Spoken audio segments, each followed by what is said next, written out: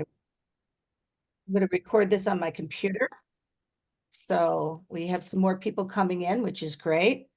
Just for the first part, at the end of this first part about Ruth, I'll kind of open it up and we can all put our videos on and you know, talk about ways that she inspired us if we if you so desire. So I'm thinking for this first part, if everybody can mute, and you're welcome to turn off your video. I'm going to turn my video off, and that way we can just relax and listen a little bit to this first part about Ruth Noller. So I am going to go ahead and record. Oh, I am recording. And so thank you for joining us. This is being recorded. Today we'll celebrate the extraordinary Ruth Noller, share a bit about the Innovation Suite, and kick off the Day of Giving by thanking Harry Vardis for his generous gift at the beginning of this year in honor of Ruth and the building of the Innovation Suite. And we'll ask him at the end to say a few words. We'll also, every once in a while, put the link for the Day of Giving in the chat. If you so feel inspired, you are welcome to add to that as well. So I want to start with, let's see if I can get to this. I have to move this little thing over. There we go. All right. So I want to introduce you or reintroduce you to Ruth Noller, mainly through the voices of her students. This is an ongoing project that will result in several videos that will premiere at the May 24th, 2024 celebration of Ruth at 6 p.m. on campus, thanks to a grant from the Faculty Student Association. Please know that what I'm sharing today is a work in progress. And please feel free to put questions or comments or anything in the chat. And like I said, once I share a bit about Ruth, we'll have an opportunity for you to talk a bit about how she inspired you. We'll at least have a chance for some people. So feel free to put it in the chat as well. So the focus today is I want to share a little of the voices of Ruth's students. And I'd like to start with Ruth's pioneering spirit and how she was a promoter of a positive attitude. So let me tell you a little bit. She was born on October 6, 1922. She taught herself to play violin at 6 years old and studied in the fine arts music program at Bennett High School in Buffalo, New York. Ruth always had a love of mathematics. She shared with me that her parents never told her that girls didn't like math. Throughout her career, there were people who believed in her and supported her. Ruth felt like there was always someone in her corner, and she was influenced by many. When her father died when she was 19 in her junior year of college, someone, probably in the registrar's office, because she was a student worker in that office, noticed that she only needed 3 credits more to graduate. So she was able to challenge a music class and graduate a month later with her bachelor's in mathematics. Ruth's journey through life took many different, perhaps unexpected paths.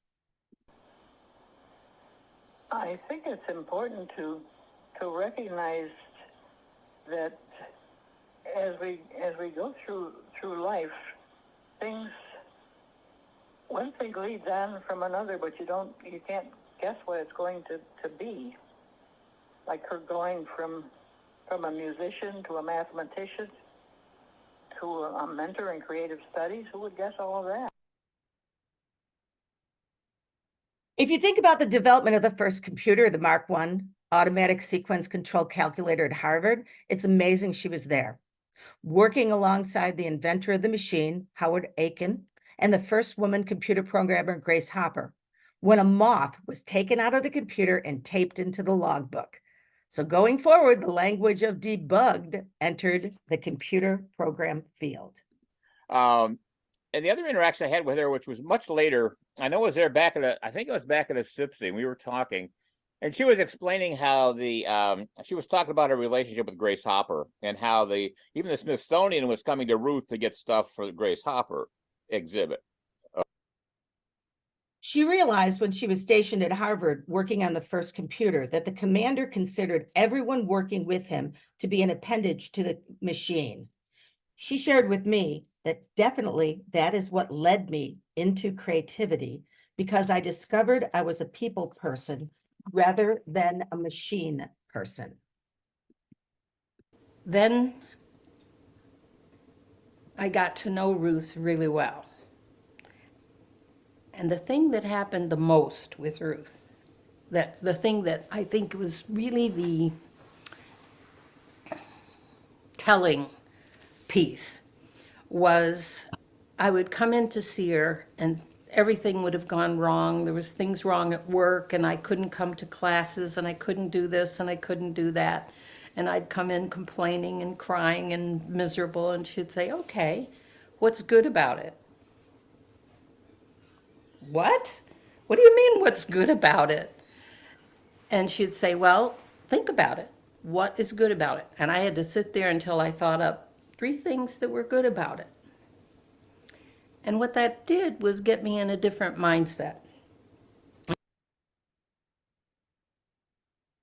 Ruth tells the story of teaching her first creative problem-solving course under the direction of Jenny Graham at Millard Fillmore Night Division of the University of Buffalo. It was Retailing 235. She said, one of the fellows came into the class the first day, and he said he figured he was in the wrong class. And I asked, how come you had evaluated this already? And he said, but I expected the instructor to be hanging off the chandelier. She goes on to talk about how he stuck it out. She taught us all a lot about deferring judgment. Oh, I would say that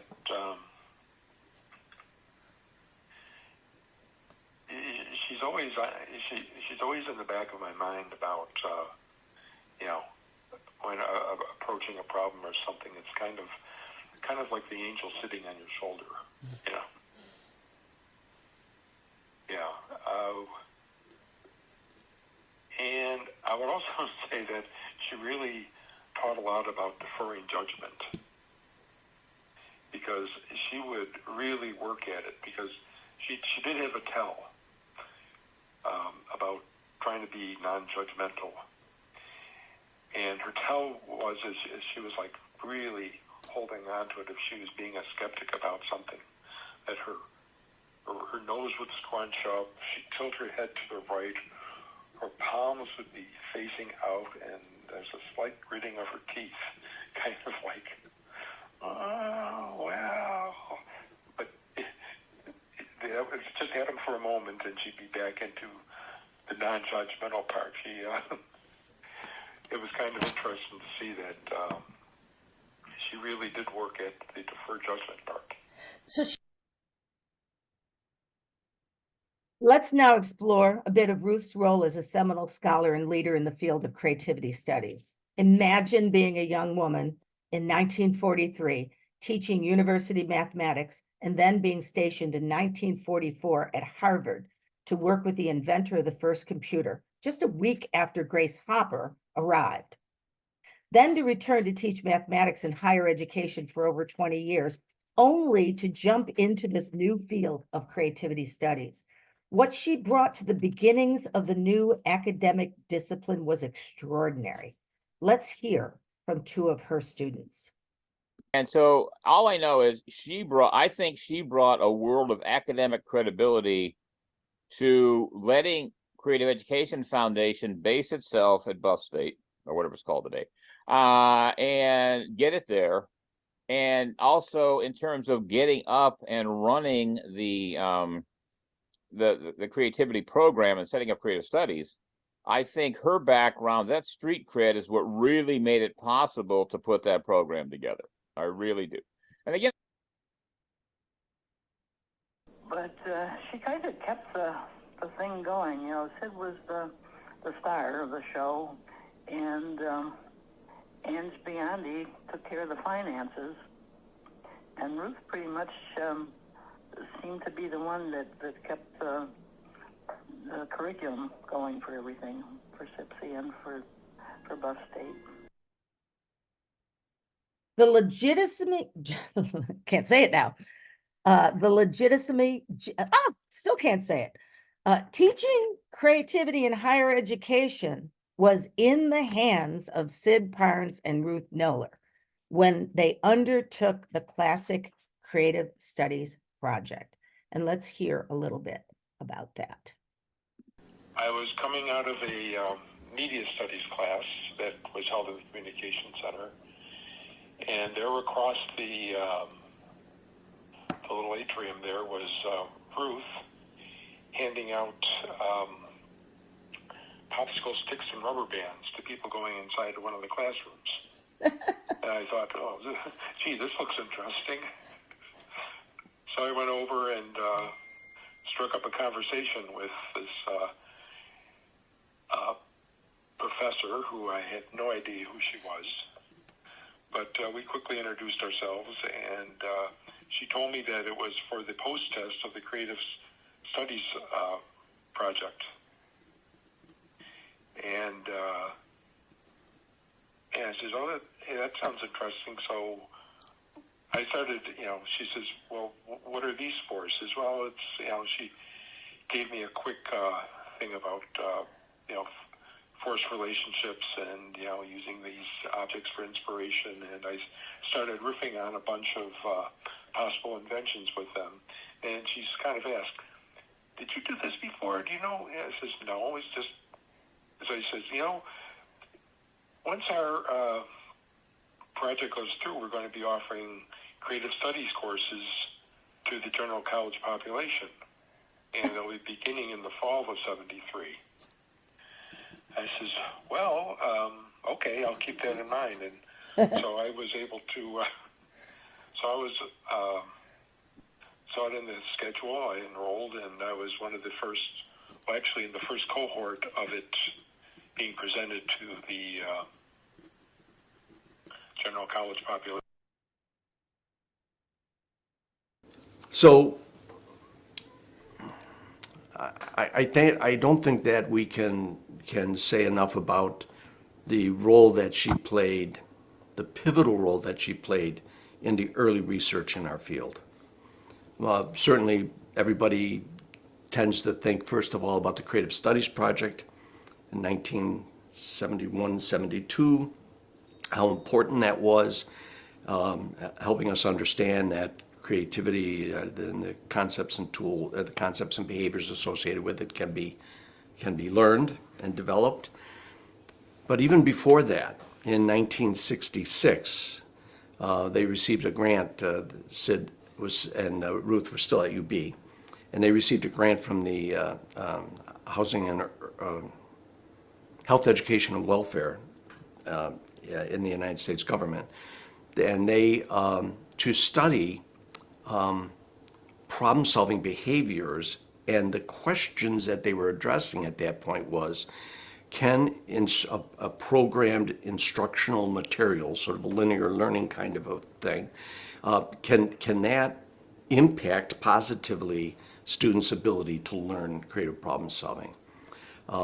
Ruth had a huge responsibility in that project in terms of writing the modules for that study. And it's a lesser-known study. And so her work in research around creativity goes back to 1966, when that grant and that program was done inside of the Buffalo Public Schools.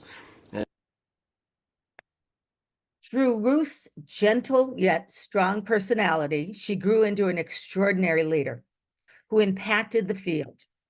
Early in the development of the field, she was part of the leadership team, first at the University of Buffalo, then moving it all to Buffalo State for an organization, Creative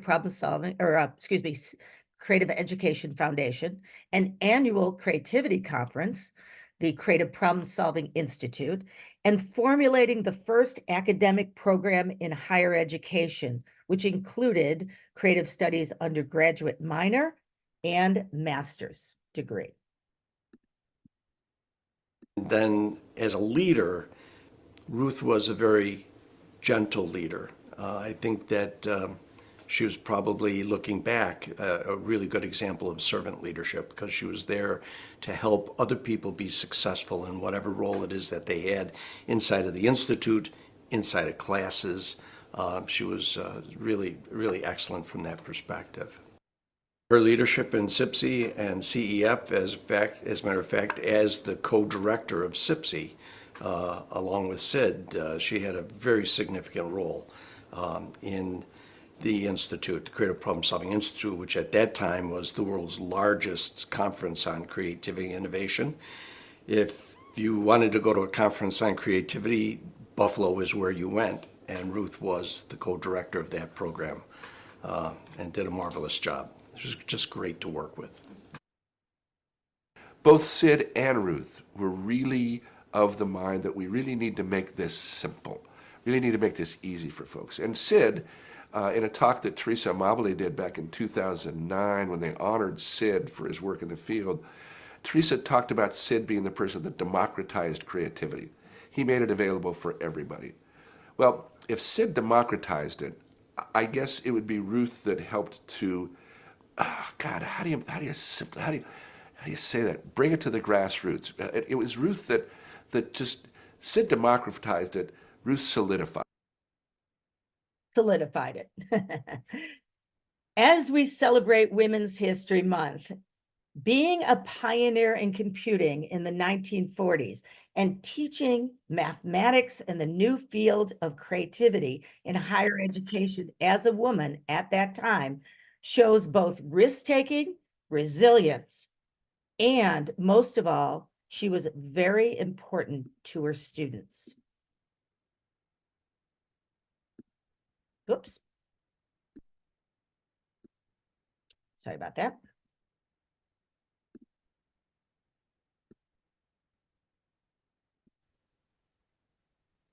Yeah, that was an important energy to feel, and at the center during the time that I was there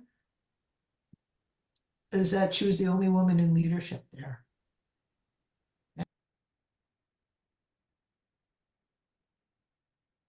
Ruth first published an explanation of her formula in a U.S. Army publication in 1970. Let's listen to and watch Ruth talk about her formula in 2001 in her summer cottage, Casadegua, and I believe this was part of Ginny Campos' master's project. The fact that creativity is defined in terms of the three variables, knowledge, imagination, and evaluation, but I, in my mathematical way, decided that it would be creativity as, is this big enough? A function of knowledge, imagination, and evaluation, with no coefficients to say creativity equals A times K plus, and I don't know whether it's a plus. I don't think we can define whether or not it's a plus. But this functional notation simply says that creativity is in terms of knowledge, imagination, and evaluation, with the subscript of A for attitude. And I firmly believe that positivism begets positivism and negativism begets negativism. And that has come back and back to me many times in my work in mentoring. So there isn't any opportunity to say it's three times knowledge or 3 knowledges and 5 imaginations. They're just not concepts that can be put in those mathematical terms. But we go further to say that our knowledge is obtained through all of our senses. That's why it's so important to develop our senses and to use our senses. We all have 5 substantial senses. many of us have sixth senses, but we don't really use them. We don't take advantage of all that we have in our capability. And that's one of the reasons why we have emphasized something like this equation, to have people realize that they gain knowledge through the senses. And they look at something, but they don't really see it. They listen to something, but they don't really hear it. So if we can help ourselves, this is a part of what I've described to other faculties, to say that we teach people techniques, and this is one of the excellent applications of that, that we emphasize that people look at things more carefully, listen to things more carefully. Even your sense of smell and your sense of taste can be interpreted in a very deeper way. You may understand, because you smell something, that it refers you or reminds you of something else. And one of the definitions of creativity is making connections. And that's one of the reasons that we make connections. Well, then, in imagination, we're talking about what we do with that knowledge. We're talking about the manipulation of that knowledge to get more connections, to make more connections. And with our sense, we realize what those connections are. And then evaluation is important, because I believe that we are not doing change for change's sake. We have some reason for the changes that we make. Therefore, we evaluate in terms of what's good about it, or what could be better about it. So that the three variables come in, but as I say, I still can't tell you how many parts of K and how many parts of I and how many parts of E. But always, hopefully, I think, through a positive attitude. So that's the reason why I developed this formula, which is still being used, I understand. And these are the variables. The knowledge, imagination, and evaluation are those elements which make up creativity. And of course, we are still using her formula. The fact that creativity... Let's do it twice. And our whole program is formulated and structured around it. So let's talk about mentor and master teacher.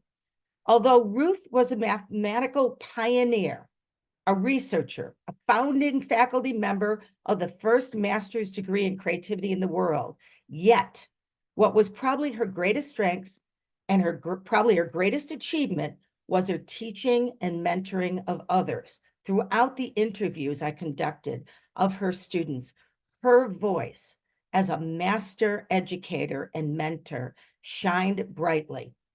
I'd like you to hear about that through the voices of 4 of her students. And again, and I'm seeing Ruth, and she's saying it's all about her students. It's all about her students, and all about the capability, not the capabilities, all about what her students will do. And that was it. That, to me, it's her focus on the students and her focus on, I appreciated her messaging being simple. She was the model of a listener. She was so present when you were talking to her. Ruth was not the kind of person that would tell you what to do, but she would ask the most pertinent questions that helped you find out what it was that you should be doing going forward. It was significant. So basically, I then wanted to carry Ruth's, I don't know how to put it, Ruth forward. And I had no idea what I wanted to do with my life, but I wanted to know, what I really wanted to do was ignite the passions of other people, other students. So that was the one gem that I have carried forth in everything I have done since I started teaching in 1974. Everything I did in the public school system with young kids, straight through to teaching as an adjunct professor at Damon. Those kinds of things and the tools were all inspired by her, because the number one thing was ignite someone's passion. And she did, always. Even when she took me up in her bell collection in Florida, at Sarasota, what a riot, right? So personable, and she would just go on and on about every bell. And to see her passion, aside from the brilliant scholar that she was so much fun. And I would go to classes mostly at night. What I remember most is Ruth's style, just so laid back, so calm, so peaceful, and so funny. She said that puns were the highest form of humor, because you had to know two different subjects and be able to put them together in a creative way that made them funny. So she thought that was a very high form of humor. We did one whole class that was just puns through the whole class. And you couldn't talk unless you had a pun. And we did it. She was extraordinary, no doubt. So I want to go to the beginning at the end. I'd like the last word about Ruth and a little advice to you to come from the first graduate of the Masters of Science in Creativity, Dee Young. That she ended up very different than how she started, and people should never give up, because you don't know what's gonna happen. And I think she was happy with her life. She wasn't always happy with the guy she was working with. And that is a little bit about Ruth. So I'm going to, doesn't want to exit there. All right. So let me put on my video, and I encourage you to bring yours on as well. And let me go to full screen so we can see everyone. I want to acknowledge a few people that are in the audience. And that is, we have William, which is Bill Shepard, a student of Ruth Noller. Give us a wave. We have Roger Firestein, a student of Ruth Noller. We have Joe Udis, a student, and Chris Barlow, a student of Ruth Noller. Now, Marcy Siegel as well, out west in Canada, a student. And I thank all of them for being willing to be interviewed and trusting in me to hear your voices of Ruth. Thank you for that. Now, I didn't miss anybody else that was a student of Ruth, did I? All right. So we have just a couple minutes before I turn it over to my colleague, Dr. Gerard Puccio, and he can show you what the Innovation Lab is going to look like. But I want to open it up, because the question again was, oh, I got away from it. Here we go. What are the ways Ruth's legacy inspired you? Hedria. Let's unmute. Hold on. We got to unmute. We'll get you. Sorry. I wasn't her student, but she was my buddy. She was a role model in every way, especially you have to remember when she was. I was one of the older, maybe the oldest students there when I went. I just turned 50 while I was there. She was a role model in every way, especially for us to know what she did in the Navy. Us who were young women or medium-sized, medium-aged women were wondering how to get along and how to get into the work world and all those things. And her temperament, she was always a lady, the mentoring. Read her book, The Blue Scarf. She was a role model in quietly helping others. When I did a woman's only session at SIPSI, which some people didn't think I should do, she gave up her special outing to her precious Bell event that you just heard about to be there to support me. I went, oh, like that when I saw her there. She connected me to Kitty in the Florida Creativity Weekend, which is now a conference. Thank you, Ruth, for helping me become the person I am today. You were wonderful to me. Thank you. Oh, thanks for sharing, Hedria. And Hedria was in my cohort. Yes. We'll turn it over to Chris. Oh, we got to get you. There we go. I guess the thing about Ruth is she reinforced for me, it's kind of building on what Hedria was just saying, is listening to women. Now, I was raised by a mother who became a very active creativity consultant all over the world. And so I was beat up with this stuff very young. But the whole idea of, in fact, her first attendance at SIPSI, she got thrown out of a class for being a woman, but she stayed. And then of course my wife Janet has been constantly giving me pay attention to the female perspective, and probably that perspective of listening to that perspective and listening to women and realizing there's a difference there has really enriched all the ways that I think about and teach creativity. So I think the fact that she was there, the entire creativity movement would have been completely different if Ruth had stayed teaching math. I just can't imagine that if some other, social science dude, mine's in social science, had showed up to try running the thing, especially because everything back in those days was teach the test and give the test and so forth. It was all testing and traits. And she much more turned it into being a practice that can be done and being very practical. So I just wanted to say that, and I do think that, I know what you're the woman, but if the feminine perspective has been missing, and I keep remembering those. You look at the picture of the first SIPSI. It's exciting. All the dudes in coats and ties, and all dudes, all white. It's changed since then. And I think if Ruth hadn't been there, it would not have made a difference. It would not be the same today. Well, thanks, Chris. Good time for maybe a couple more. Marcy. Oh, wait, we've got to get you. Okay, so as much as I don't want to say this, I will say this. World Creativity and Innovation Day exists because of Ruth Noller. Ruth Noller, Guide by the Side, and that's the full intention behind World Creativity and Innovation Day, is to open the portal so that people can express and experience their own creativeness. And that was a message direct from Ruth, that it's all about the students, and this is the day itself is an expression, a further expression, a broader expression on a macro stage for the whole planet to open up the way that Ruth opened us up, and where we got to experience and express our potential. Thank you so much for sharing that. Really important. Leonardo da Vinci's birthday. All right. Laura Switowski has her hand up. Oh, okay, good. Sorry. Go ahead, Laura.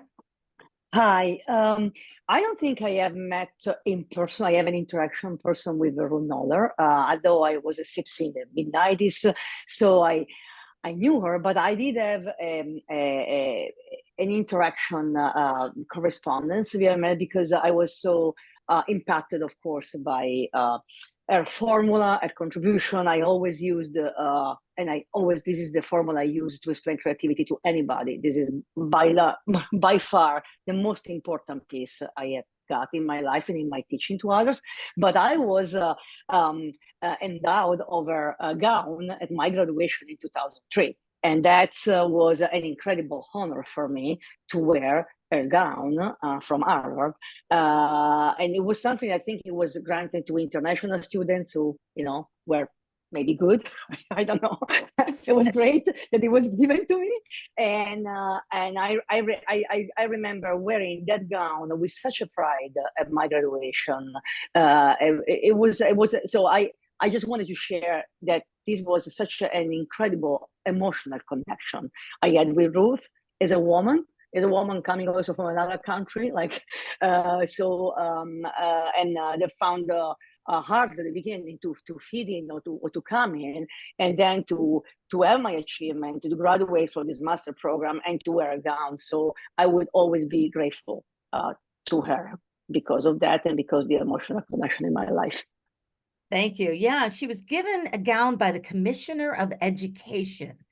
And you were lucky to be able to wear that gown because it's so fragile now that we don't have people wear it.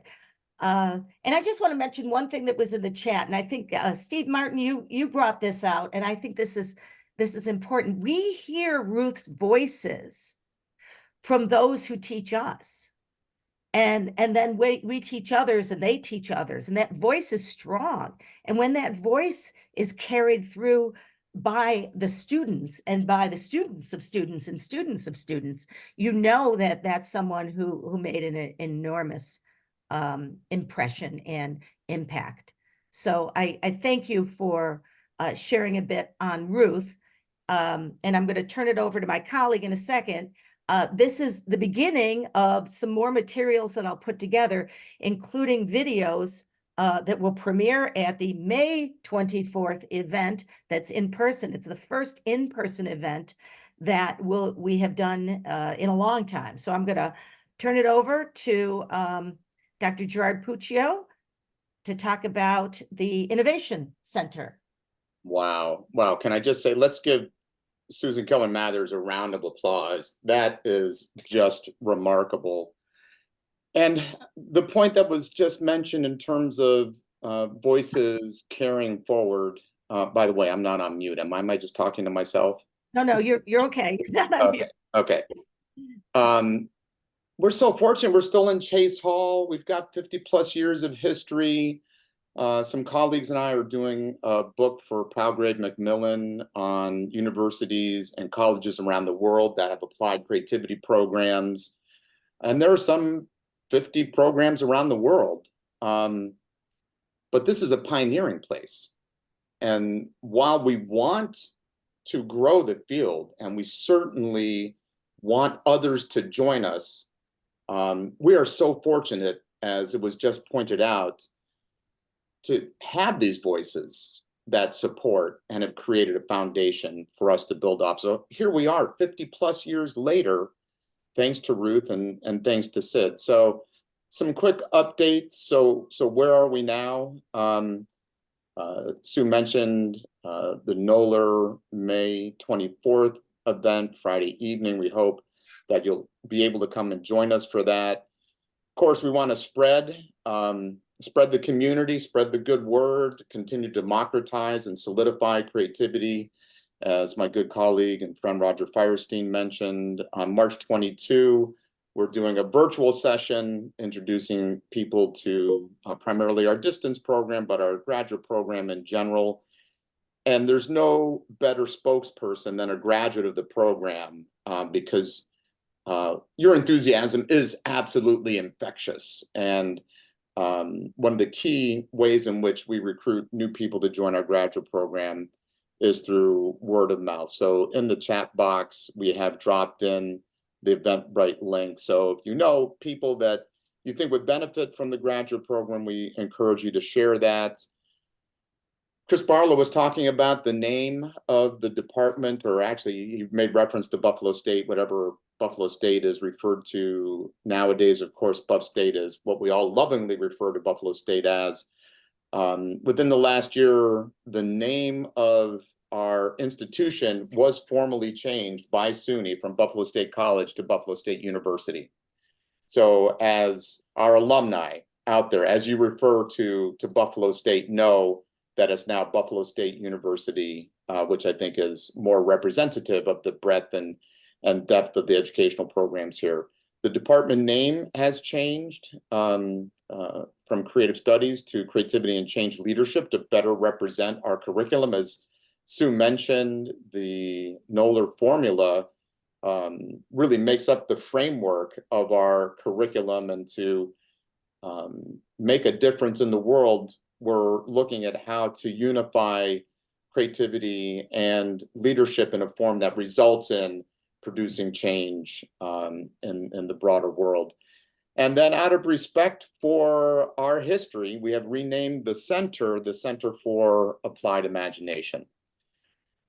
So something I've been thinking about lately is what kind of ancestor do I wish to be? And look at all of the people that have been influenced through Ruth, either directly or indirectly. And I would say she's been a remarkable ancestor.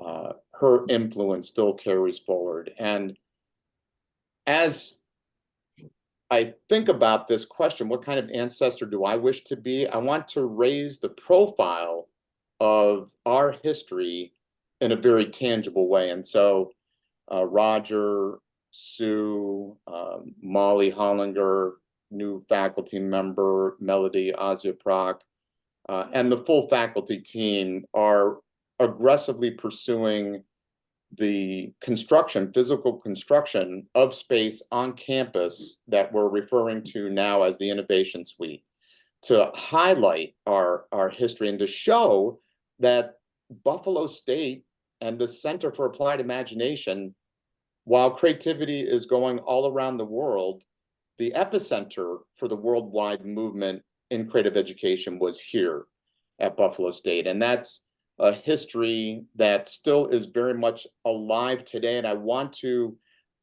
assure that it doesn't pass without recognition. And so this is remarkable. Butler Library, which is considered neutral territory on campus, working very closely with Charles Lyons, the director of the library, has earmarked almost an entire wing on the second floor of Butler Library to this Innovation Suite, which will have 4 components to it. The Parnes Creativity Collection, I'll go into each one of these and show you some graphics. The Osborne Brainstorming Room, the Puccio Startup Incubator, and the Joe Reimels Mentoring Space. For those of you who may recall the way that Butler Library is physically constructed, there are these flyway bridges that link sections of Butler Library, and given our unique brand proposition of blending theory and application, we don't just study creativity, we want to develop and nurture and apply creativity. We're using this bridge literally to connect the more theory side of creativity, the Parnes Creativity Collection, the 5,000 books that we have on the topic of creativity, to bridge that to more of an applied space. So the physical structure of the space represents what is at the heart of the work that Ruth began so many years ago. So I'm just going to touch on a couple of the spaces. I'm going to dive a little deeper into 2 specific spaces. The Osborne Brainstorming Room, this will be a space where applied creativity lives, where the furniture, the layout of the room, everything is designed to support applied creativity interventions. And given a significant gift by the Osborne family, this will become not only a learning laboratory, but a space in which our students and alumni work directly with not-for-profits in the local community to bring applied creativity to bear on significant problems that not-for-profits are facing. Here's a more recent rendering of what that space might look like. We're working with Condendi Architecture, and thinking about our history, want to make sure that we truly leverage and highlight, not in a braggadocious way, but to demonstrate that there's great depth here, a foundation. Those voices that came before us are being carried through. Parnes Creativity Collection, so this is where the 5,000 books that we've collected over the years on the topic of creativity will reside, along with the amazing archival material that the Creative Education Foundation has gifted Buffalo State and our department. Those of you who worked with Sid, I know it's small, but if you look to the center, to the back of this space, you can see the famous Sid Parnes coat hang rack that he used to use to talk about creative problem solving. We imagine that being in a display case, literally the coat rack that he used to talk about divergent and convergent thinking and the balance between divergent and convergent thinking. We have a portrait done by Burke, a famous Western New York artist, thanks to Tony Belani and the Creative Education Foundation, that will be in that space. And we want Ruth in that space. We want to make sure that Ruth is represented in the space along next to Sid, as well as in the mentoring space, as Sue so clearly articulated. This was a real area of passion for Ruth, and that's one of the reasons why we're dedicating 1/4 of the space to mentoring, and we wish to ensure that she is visible in that space. So where are we with the project? Thanks to the Parnes family, the Osborne family, Joe Reimels, myself, Sarah Thurber, Blair Miller, and others, we've raised over $440,000. This now, because of the amount of funds raised, is now in facilities hands here at Buffalo State, and this is an active project. It's being project managed now. Working with the architectural firm and looking at real costs. The reconstruction costs are around $280,000. The environment that the space will use in terms of furniture and graphics and so forth, projected cost is $320,000. So we've got a gap of about $200,000 to make up. As soon as the library is done with its mechanical upgrades, which will happen sometime this year, we'll begin the physical reconstruction of the space, looking to have the Osborne brainstorming room open by the end of 2024. If you're able to give, I want you to know that all day of giving funds raised for Ruth will be used to create visual and archival displays in her honor, and will support the mentoring space. And we've been posting the link to go to give.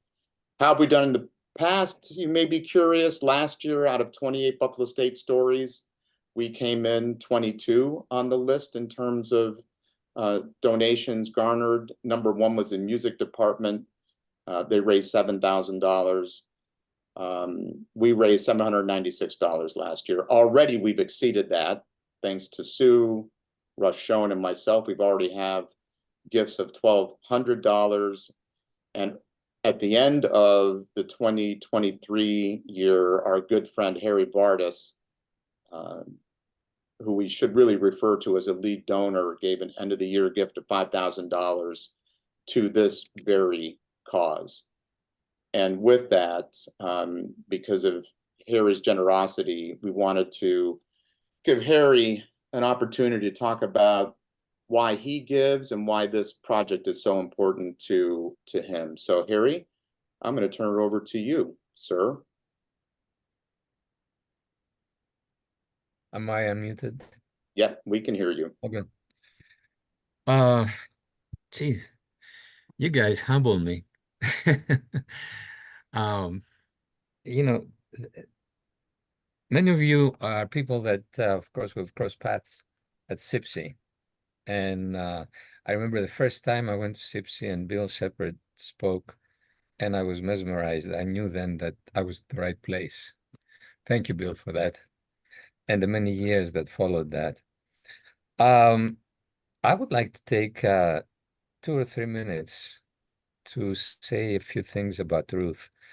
That I met her, but I never had the opportunity or the good luck to take one of her classes. And yet Ruth, when you think what she accomplished in the 60s and the 70s as a woman, and you know what was going on at that time, women were trying to establish, well, to break the glass ceiling, as they say. She was a miracle. I'm really thrilled to have this opportunity to share some highlights of what Ruth accomplished, and I'll only take a couple of minutes to do that. She was a true pioneer and a force of positivity that I believe has shaped the landscape of creativity and education in the United States. I mean, picture this, okay, it's World War II, and our friend Ruth signs up to serve her country. and not just any service, mind you. She's at Harvard University programming the IBM Mark I computer while earning her stripes as a mathematics engineering officer in the Navy waves.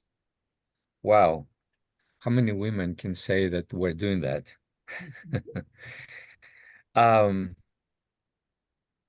Let me see if I can read my writing. Then Ruth's journey doesn't stop there. She brings her magic to the State University in New York at Buffalo, where she dazzles students for 2 decades as a mathematics professor. Now, one thing I was telling Gerard that, he says it's serendipity. Of course it was serendipity. She studied mathematics, I studied mathematics. Then she went to behavioral sciences. I went into industrial psychology in my graduate school studies. So I feel like we're going parallel paths, and then we discovered the area of creativity, which I guess fascinated both of us.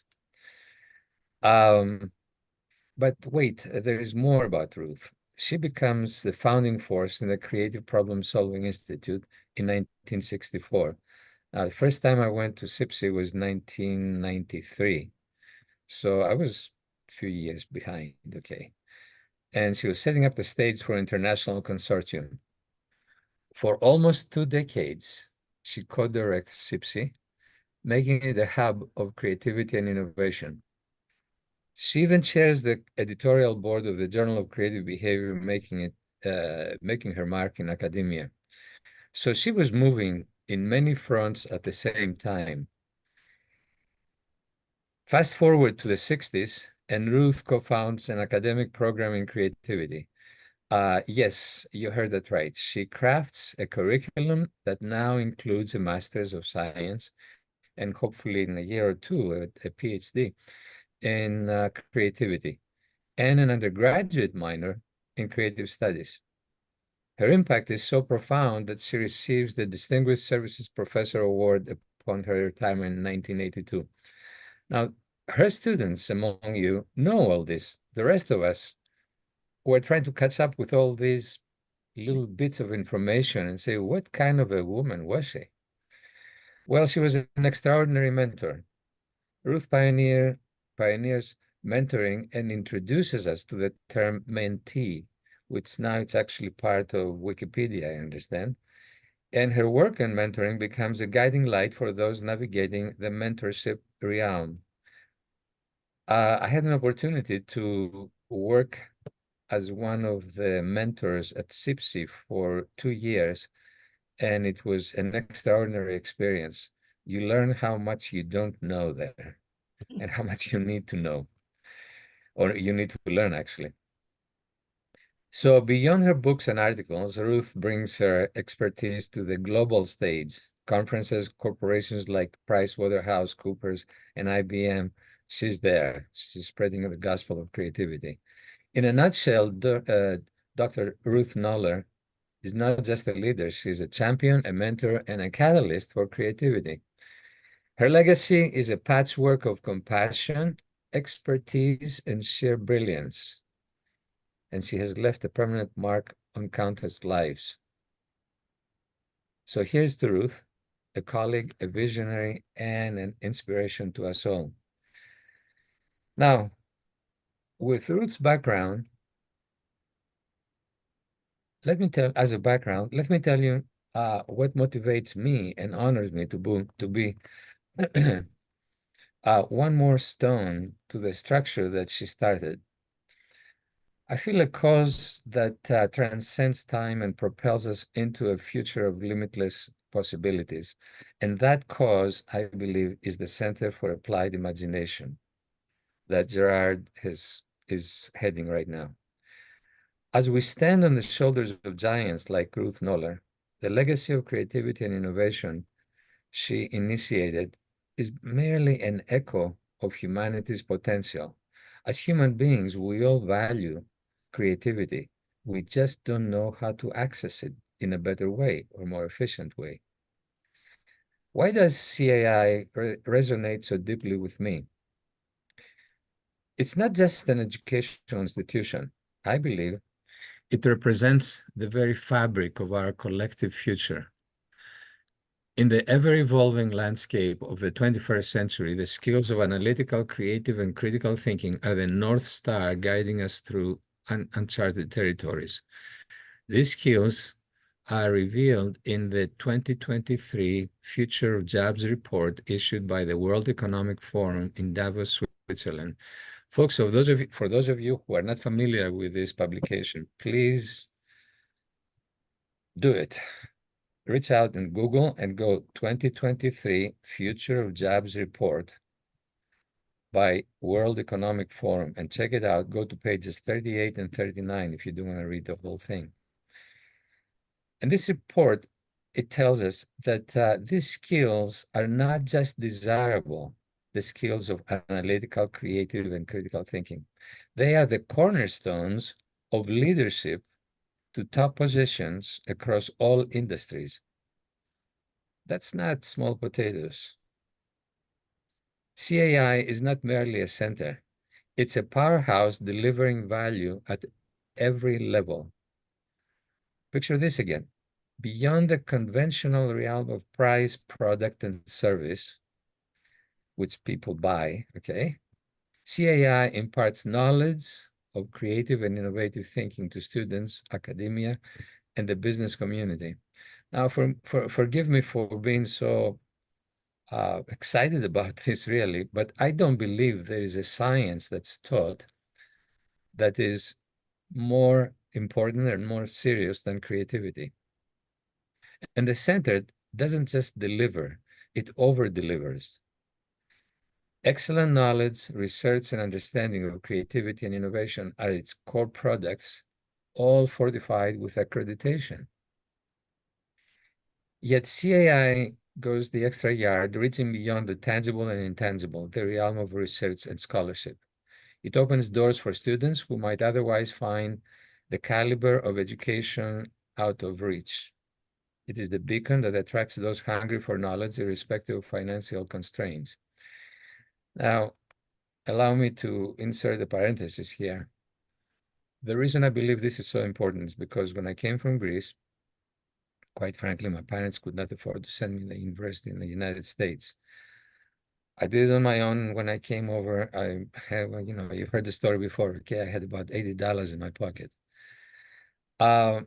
With that money, I started going to school at the University of North Dakota because I had a friend there. And then I was able to get a scholarship for foreign students that was designated for foreign students.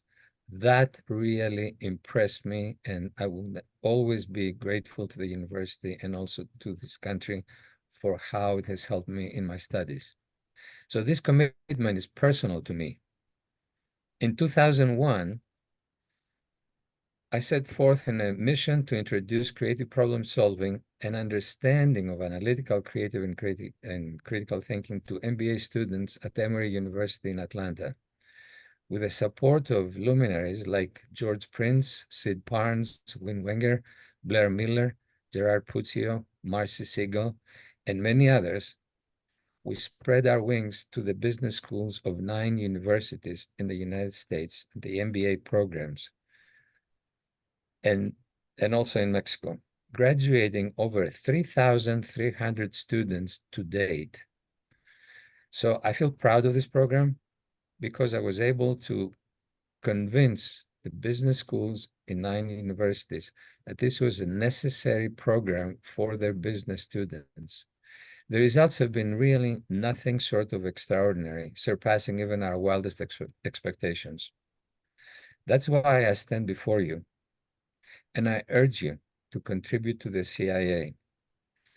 I've committed to supporting this cause through a scholarship fund because I've witnessed firsthand the transformative powers of creativity and creative and analytical thinking. My friends, and I'm not really the world's best speaker. I certainly am not Bill Shepard, but in my own way, I want to tell you this. If we don't do it, who will do it? It's really up to us to move this huge boulder forward. My commitment is made already, and Gerard knows that, for many years to come. So let's invest in a future where every mind is empowered to think creatively, critically, and analytically. I invite you to join me in laying the foundation stones for a legacy that will resonate through the corridors of time. I want to thank you very much for listening to me and for the time you gave me. Thank you, Harry. Yeah. Wow. Really wonderful. And thank you for that summing up of Ruth and the power of her. And thank everybody that's come. You think of the Center for Applied Imagination, and yeah, there's faculty, but that's not the center. The center is the alumni. And that group is an amazing, amazing group of people that are igniting creativity all over the world. So we want to thank all of you. The Day of Giving link is open. May 24th event. We hope a lot of you can make that event. The March 22nd orientation information session. You are our best